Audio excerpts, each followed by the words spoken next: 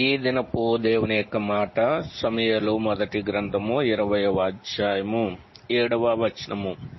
నాకు క్షేమమే కలుగును. క్షేమమే. లోకములో ఒక మనుషుడికి మనుషుని ద్వారా క్షేమము కలుగదు.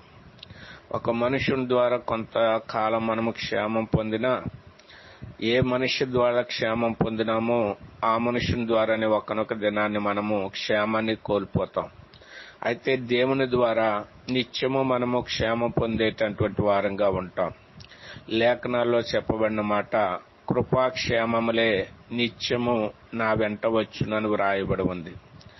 దేవుడిచ్చేటువంటి క్షేమం అయితే మనకు నిత్యము మన వెంట ఉంటుందని లేఖనం తెలియజేస్తుంది.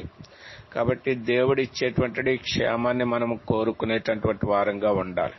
ఆ క్షేమము మనకు నిత్యము ఉంటుంది. కాబట్టి దేవుడిచ్చేటువంటి అట్టి క్షేమాన్ని మనము పొంది దేవుడిచ్చేటువంటి మేలును పొందుదుముగాక.